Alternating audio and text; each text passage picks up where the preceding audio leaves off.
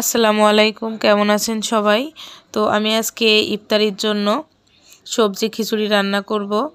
তো আমার কাছে মনে হয় প্রতিদিন ভাজা পোড়া আইটেম না রেখে একদিন একটু অন্যরকমভাবে এভাবে সবজি দিয়ে খিচুড়ি রান্না করে ইফতারিটা করে নিতে পারেন। অল্প সময়ে খুব ভালোভাবে করা যায়।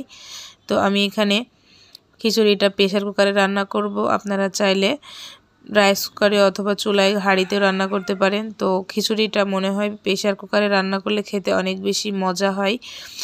তো আমি আজকে প্রেসার কুকারে খিচুড়িটা রান্না করব। তো আমি এখানে ঘরে থাকা সবজিগুলোই নিয়েছি। তো এখানে আমি সবজিগুলো প্রেসার কুকারেই খুব ভালোভাবে ভেজে নিয়েছি, লাল লাল করে হালকা। তো ভেজে নিয়ে এখানে চাল ডাল ধুয়ে রেখেছি, সেগুলো দিয়ে খুব ভালোভাবে কষিয়ে নিব।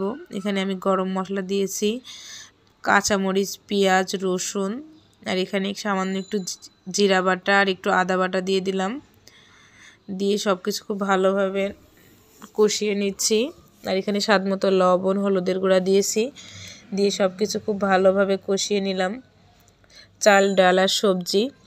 আর এই খিচুড়িটা চাল আর সবজিটা যত ভালো কষানো হবে, খিচুড়িটা রান্নার পরে খেতে তত বেশি টেস্টি হবে। তো সব কিছু খুব ভালোভাবে কষিয়ে নিচ্ছি।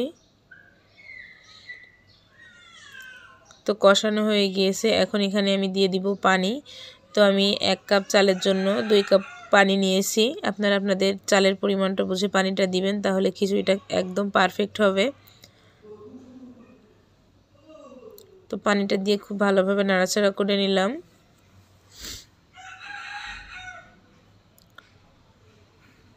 করা হয়ে গেলে আমি এখানে প্রেসার কুকারের দিয়ে আমি এখানে 4টা সিটি দিয়েছি, দিয়ে চুলার জালটা অফ করে রেখেছিলাম।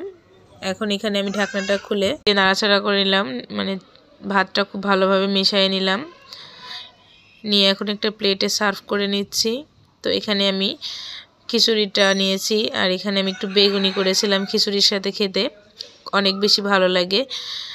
তো খিচুড়ির সাথে আমি রেখেছি সালাদ, এখানে একটা ডিম, আর এখানে নিয়েছি জিলাপি, বেগুনি। আর এখানে আমি মুরগির মাংস রান্না করেছি খিচুড়ি দিয়ে খাওয়ার জন্য। তো মুরগির মাংসটা একটু ভুনা ভুনা করে রান্না করেছিলাম।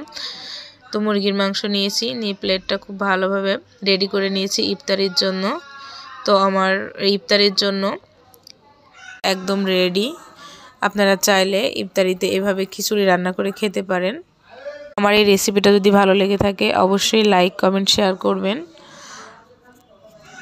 সবাইকে। আসসালামু আলাইকুম, কেমন আছেন সবাই?